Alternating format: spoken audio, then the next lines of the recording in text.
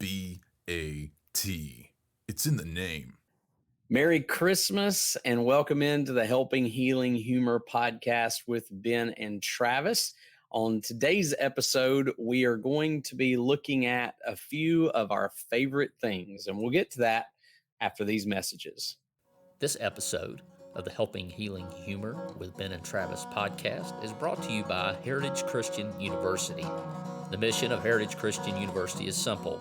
We aim to advance the churches of Christ by equipping servants through undergraduate and graduate programs. HCU produces effective communicators of the gospel, focusing on evangelism and a commitment to Scripture. Heritage Christian University offers the following degrees: Associate of Arts in Biblical Studies, Bachelor of Arts in Biblical Studies, Master of Arts, Master of Ministry, and a Master of Divinity. HCU is accredited by the Association for Biblical Higher Education. Since 1968, Heritage Christian University has offered affordable degrees in biblical studies, allowing graduates to thrive in their ministries without the burden of loan debt. For the spring 2023 semester, HCU is offering full tuition scholarships for all graduate-level students. For more information about Heritage Christian University, visit www.hcu.edu. I'm Travis Creasy. That's All-Pro Counselor Ben Hayes. How's it going? I hope everybody is having a very Merry Christmas and soon to be Happy New Year. And my awesome better half that really does all of the Christmas stuff, and I just get to show up and smile and try to stay out of the way. The one, the only, my co-author in crime, Whitney Creasy. Hey, everybody. And we, as Ben mentioned, are here to talk about a few of our favorite things, especially about the holidays. And of course, I guess the earliest memory of the song for me, I think it was Lori Morgan singing the song. And then by the time I got to be a teenager, there was this guy by the name of Will Ferrell who did a rendition on Saturday Night Live. And well, as Will Ferrell does, when he does things, he usually leaves an indelible mark. Sure. But it is one of my favorite songs, and it may have to do something with Reframing Hope, like my reframingness of a 7 on the Enneagram, where, you know, if everything gets bad or gets dark or it's not great, I just think of a few of my favorite things, and things don't seem so bad. So that's what we're going to do. And I think we'll kick off a little bit talking about some of the milestones that we've experienced here, I guess as in the Ben and Travis universe, the multiverse that we're just going to create off the top of our heads here at Christmas. The original multiverse of madness. Yes, absolutely. And Ben, we kind of hit a milestone. I'll let you talk about it a little bit because it's kind of one of those things. It's one of the only things in the last few years that you've kind of drugged me along. It's usually the other way around. I'm like, hey, this crazy idea we've got, Ben, why don't you join up with me, whether you want to or not? But this is one of those things that you kind of brought me along on. Yeah, and somewhat, I guess the chain goes backwards even to Will, because Will sort of brought to my attention this crazy thing called half marathons. And just through the process of seeing you guys go through some things, there was a run that was going to be in your name over, or to help y'all raise money over in Fayetteville. From that, I just decided, okay, I can't do that, but I'm going to try to run the half marathon for St. Jude. And thus, that has kind of been born into existence of us doing that year after year. I think Will and I did it the first year together because he mentioned that. We went and did it kind of in the name of Cyprus. And then after that, you jumped on board, I believe, with us. Maybe, is this the third year that you've done it? Second year. Okay. So we did 2 years, and then you jumped on with us last year. And this year we raised money for St. Jude. I wish I had a total of what we've raised in the 4 years. I might have to go back and dig through that. But this year we definitely reached a milestone. We had a bunch of other teammates come along, and we raised over 23. Wasn't that right? $23,000. Our goal was 30, and it was 30,000. We came just shy of that this year, but man, I can't complain about our team raising 23,000. I believe it was 23,300. So I think we went over that mark, and it was awesome. And hopefully next year we'll do even more. So absolutely. I know we went over 10 last year, so that's at least 33 in the last 2 years, and looking to add more. As we mentioned, the roster has always got spots to join up, so maybe consider that. New Year's is coming up, January 1. Start training, and you can be with us, and you can even dress up like a movie character and run with us next year. yeah, and that might be a great Christmas gift for somebody is to sign them up for that.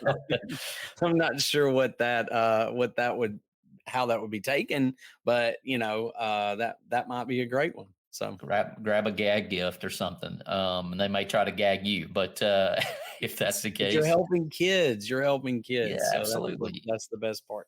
So the other thing is we have recently hit a milestone on all of the podcasts. Of course, we have the Helping Healing Humor, we have the Friday Refresh, and of course, you got to have 3, right? If you got 2, with the good old fashioned dislike, we over the last few months have had over 10,000 downloads across all 3. Something that I'll just be honest, I never thought would happen.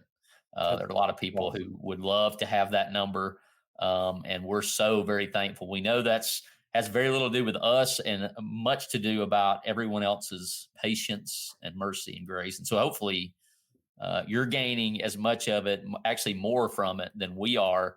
But man, it's something that I need, and I appreciate not only you, Ben, but Whitney and Will and Lindsay and all of those in Kenya, of course, who allow me to borrow your time from time to time.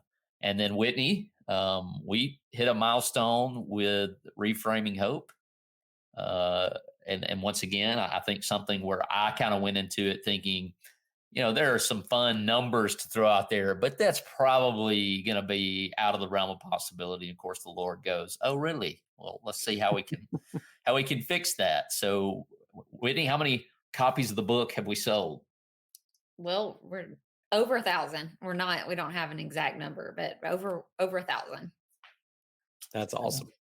I think we'd be safe and even saying 1,200 and climbing up, but we just have been blown away. Of course, all glory to God and all 3 of these wonderful things that we get to participate in. And yeah.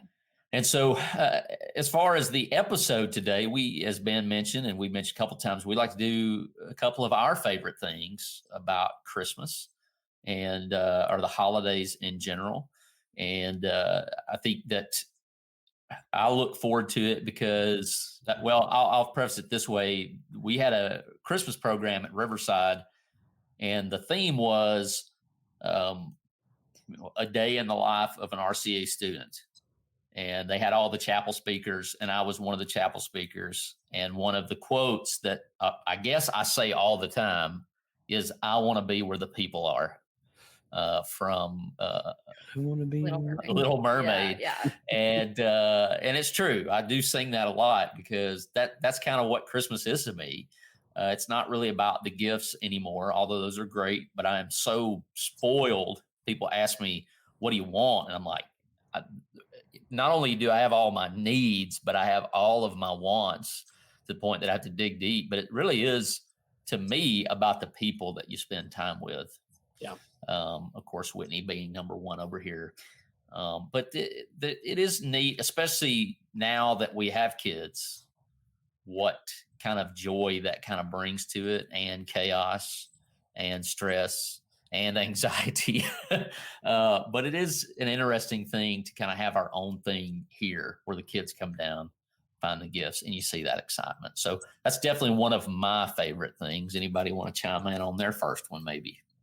I would say that that's one of mine, of course, being able to spend some time with the kids and do stuff with them. And then when you say, "I want to be where the people are," there's a part of me during Christmas that wants to be where the people are not.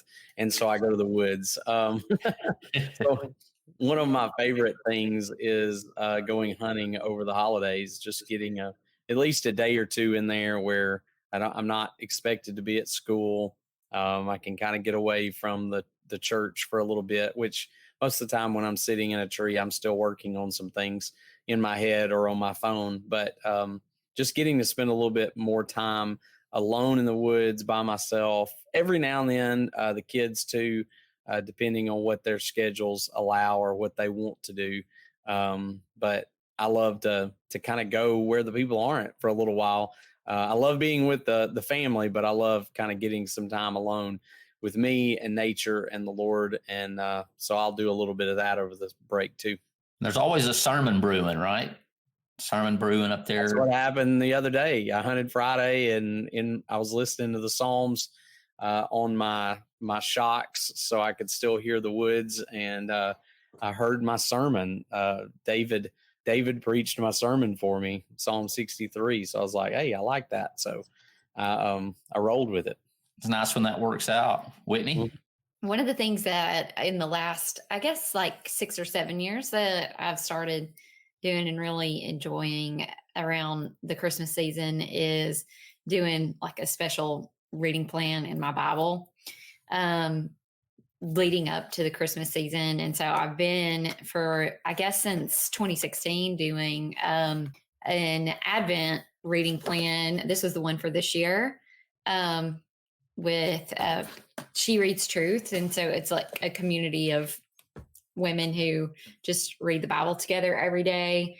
And I really like these reading plans. The one that they put out for the Advent season every year, which just, I mean, that word is not one that we're typically familiar with, but it just means arrival. And so it just means celebrating the arrival of Jesus here on earth as a human baby and looking forward to his second arrival here on earth as like the King of Kings and the Lord of Lords.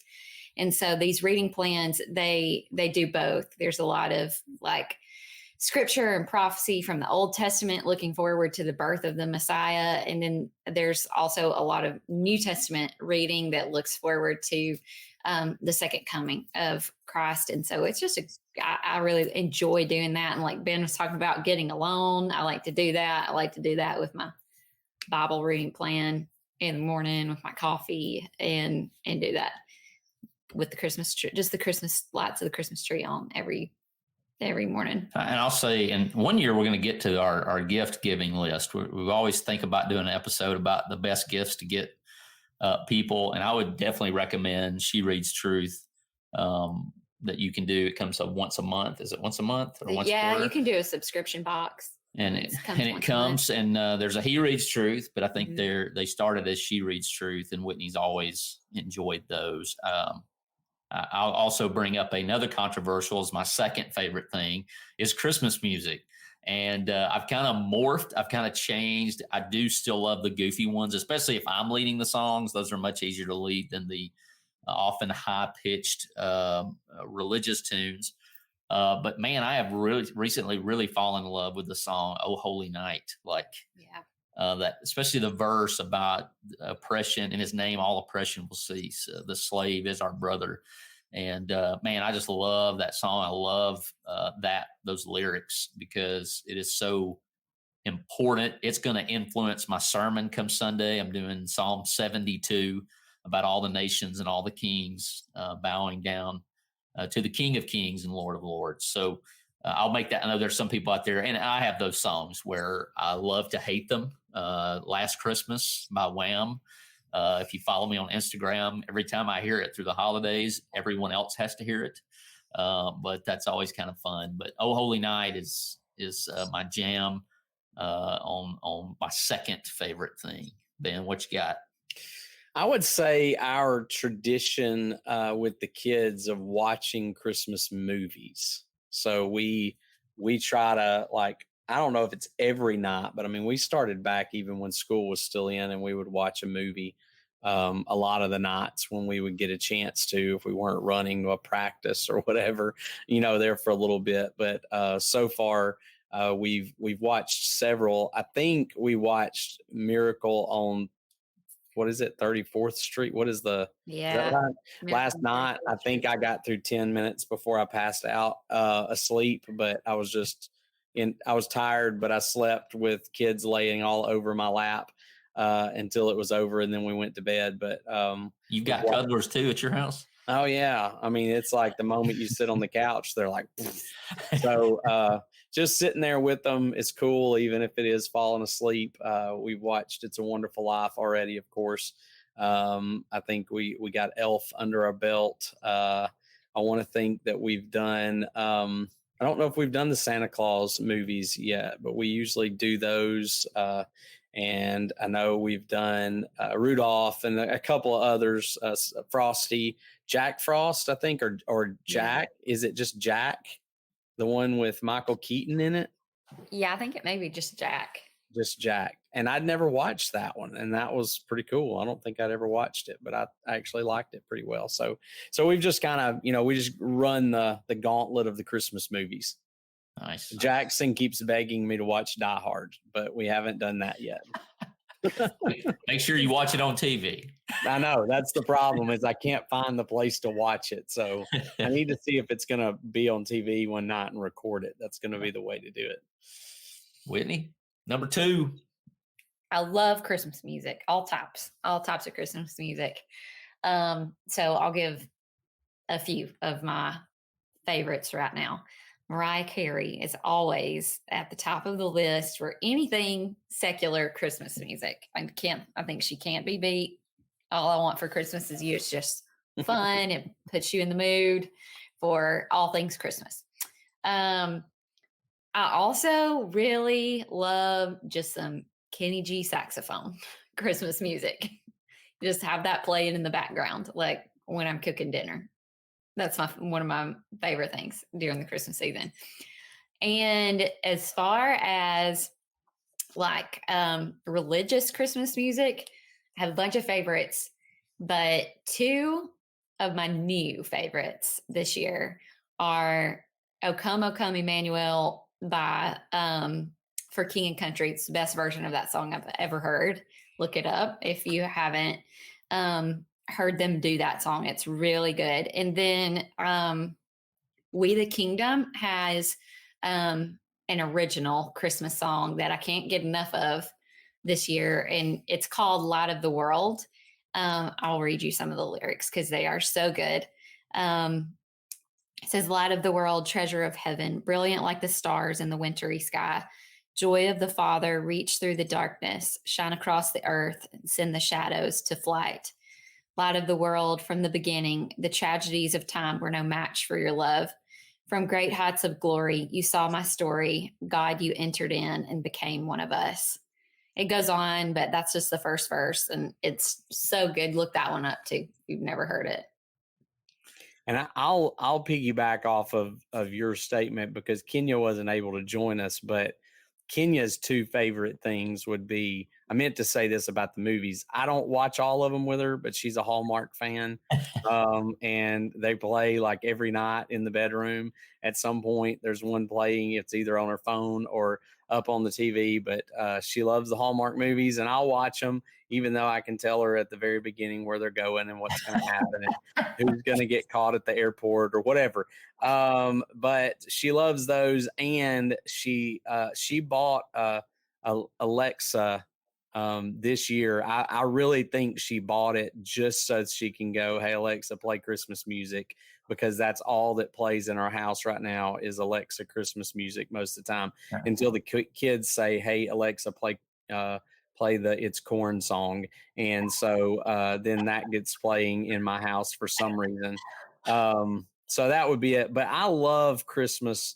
Like there's a few, I'm a weird Christmas person. Like I like the songs that are kind of out there that a lot of people don't talk about. And I didn't even know they were Christmas music. I don't think at first, but like How Many Kings, the song How Many Kings is one it's kind of played during Christmas, but it's been one of my favorite, just talking about how many kings would step down from their throne. And it starts with kind of telling the Christmas story.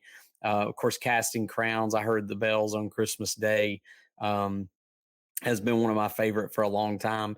And then there's a song that it's not terribly historically accurate, I don't think, because it was supposed to be, or it's the place it puts it, but it's I think it's just called Bellawood by Garth Brooks. Yeah.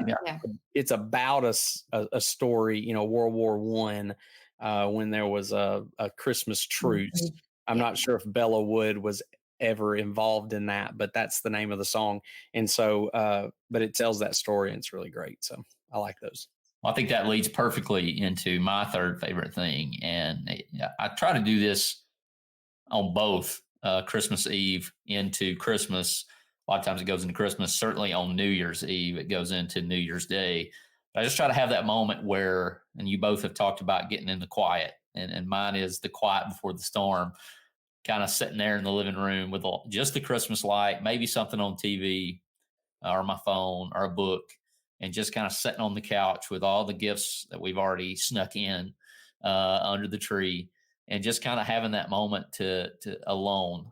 Whitney is more of a I'm going to get up in the morning and have my alone time, and I'm more of a hey, I'm going to stay up till everyone's gone to bed or past everyone else's bedtime, and just kind of have that moment to kind of review the year.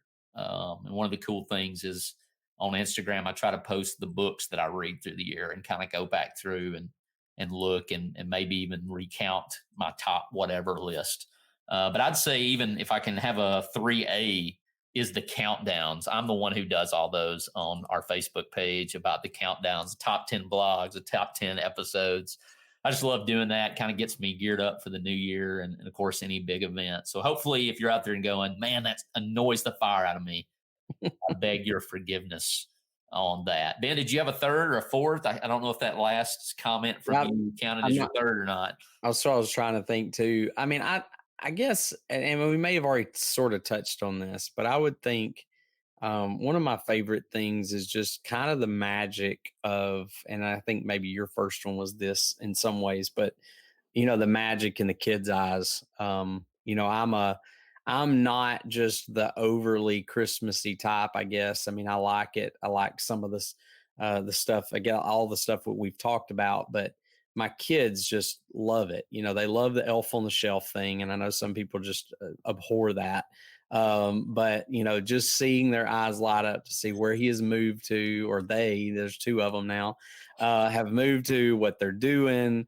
We don't do ours don't get into as much mischief as some that I've seen online do, but they occasionally will do something. But seeing that part of it, seeing their eyes light up on Christmas morning, seeing them just talk about the stuff and looking forward to, and that expectation of what's going to happen on Christmas morning, which is a Sunday morning this time. But that expectation that they have, and even thinking about, I wonder if we have that same expectation, not of Santa, but of the return of Christ. You were talking about that with the Advent calendar, not just his first arrival, but his second one. Are we as pumped up and as excited about what's going to happen when he returns? So I just think it's kind of cool watching that earnest expectation of what's going to happen. Yeah. Whitney, I know it's hard to knock him down to 30, but yeah. I think that the last thing I would say is kind of like what the first thing that you said is just the visiting family and getting to see people that we haven't seen in a while, and making that time to all be in the same place at the same time, because throughout the rest of the year, it's really hard to do that. It's really hard to get everybody in one place all at the same time. And we make that happen at Christmas every year. And if that's the only time, then it usually happens at that time. And that's great. And part of the reason we're kind of doing this is next week, we're not going to have an episode because, as we've mentioned in this episode, family is so important at this time. And I'm always driving Ben and Will on to the next thing. And so it's probably been nice for you guys not to hear from me quite as often about the podcast. But we are going to take next week off as we go back into, as we start 2023. We'll be back after the new year. But I did want to settle one debate of the holiday season before we close out, unless you guys have some other thing to do. All right. So when does the Christmas holiday begin? As in, when, in your opinion, and this is just opinion and fun, so don't be angry or send us hate mail. When does Christmas start? I mean, does it begin as soon like midnight on November the 1st? Or does it begin on November midnight 1st. November the 26th or whenever it is after Thanksgiving? What's your take on it? Who's up I'm first? more of I'll get mine. I'm going to talk like Thanksgiving has to be over. Like I love me some Thanksgiving. I think it's definitely Thanksgiving. I think the department stores get it a little too. I mean, we were in Target last night and they had Valentine's Day gift stuff out. Like, come on now. Come on. Y'all know me. I'm all about a party and something to celebrate. But at Target, you were a little ahead on the curve there. Let's let the fat guy come down the chimney first. All right. But I'm definitely one of those. It's like after Thanksgiving, then we can throw everything up.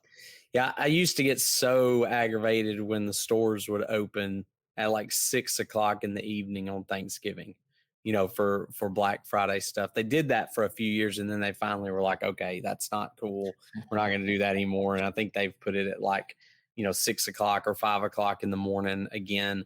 And the day after, I'm perfectly fine with the day after. I just think we need to be thankful for what we have first, and then we can start thinking about what we want. Okay. So that's me. Now, my wife she's a little different on that. She just loves Christmas. She loves the decorations. I think she watches Hallmark movies all year round, even if they're Christmassy. But mainly she just loves the Christmas ones. She loves the music and she loves the decorations. So, as soon as Halloween decorations go down in her mind, it's time to start putting up Christmas decorations. We don't have Thanksgiving decorations. Nobody's got time for that. So we go from Halloween decorations straight to Christmas decorations. I've always thought, why don't we do it like the movies do? I mean, like on all the movies, they are putting their tree up on like Christmas Eve. Why not just wait till Christmas Eve and put the tree up? Oh, that's too much work for one day. Way too much work for one day. That is the key for that one. I just know if it starts November 1st as a kid, I think that would have killed me. Oh yeah, anticipate like you mentioned, way too long. Slow as Christmas is a phrase that existed, I think, before Black Friday. Yeah. So anything before that, and it's too long of a wait for me because I don't have the patience. What say ye, Whitney Creasy? I have different opinions on different pieces of the puzzle. So like the breadcrumb approach is what we're. Yeah, I guess so. The decor. We don't really have Halloween decorations. We have fall decorations. And so those go up Labor Day weekend and stay up until the Thanksgiving week. And then I always put our tree up the week of Thanksgiving because we go out of town for Thanksgiving, go see family in both places. And when I get back, I definitely want the tree up. So your tree goes up before Thanksgiving. It does. It does. It goes up a couple of days before Thanksgiving. We leave, go to on our. And you'll be lucky if it's still up by the end of Christmas Day. Yeah, I leave it up through Christmas Day. Yeah. Usually it's like quick draw McGraw. Yeah, it's on. But here's the thing: I don't have to put it up, and I don't have to take it down. So this guy right here ain't complaining. Well, it goes up when she wants it up. So I get tired of the clutter, and by the time it's all over and there's clutter everywhere, I'm like, this has got to go. So that's why the tree comes down pretty fast. But as far as music goes, it just depends on how I'm feeling that year. Like if I really need some peppy Mariah Carey. It's always the Mariah Carey. The day after Halloween. It's coming. Just get ready. If I need her the day after Halloween, we might bust that out. Like I saw a meme this year that made me laugh so hard. Somebody put it out the day before Halloween and it said, everybody just get ready. And it was like this picture of Mariah Carey in a block of ice. And the ice was like, and it said she's thawing. And I was like, there have been years where I busted out Mariah Carey Christmas the day after Halloween. This year, no, I didn't need Mariah the day after, but I need some of that Jaws music before Mariah. I don't usually get it. Usually I'm in the car, it's cranked, and I'm I'm listening to a TED talk yesterday on my way to Huntsville to meet with SWAT, and or it's on TED Radio, and it's this guy talking about his favorite talks, and so he plays this one of this Nigerian woman speaking, and she says, the problem with thinking everybody has one story from one place, and she said she had this roommate when she moved to America who was like, surprised that they had all the things that we have here. And she said she was she said, well, I'd love to hear some of your tribal music. Like, what's your favorite music? And so she said she was shocked and her, jaw hit the floor when I started playing Mariah Carey. So, she's like, we have all the things that you have here, including Mariah Carey. So you would probably enjoy that talk. Yeah. And then I always start my Advent reading plan. That starts 4 Sundays before Christmas Eve. So there you go. That's the same every year. That's breadcrumbs. Breadcrumb approach. There you have it, folks. The debate rages on. I'm sure it's a debate that will last for all of the time the world is spinning. But we sure do appreciate everybody who listens to this podcast. If you're in our Facebook group, which we encourage you to do that, facebook.com/groups/Ben and Travis. Feel free to comment on the post, either the video or the audio, and let us know when Christmas decorations go up for you. And maybe even if you're, brave, you can tell us when they actually come down, because that might actually be the biggest debate of all. But thanks again, guys, for listening, and we will see you when it is 2023, Lord willing. And we look forward to another big year. Thanks for being with us for this episode of the Helping Healing Humor podcast. Be sure to download our free ebook, 28 Days of Focused Living, at benandtravis.com and receive all of our Helping Healing and Humor extra content directly in your inbox. We look forward to having you join us at the same Ben and Travis time, same Ben and Travis channel.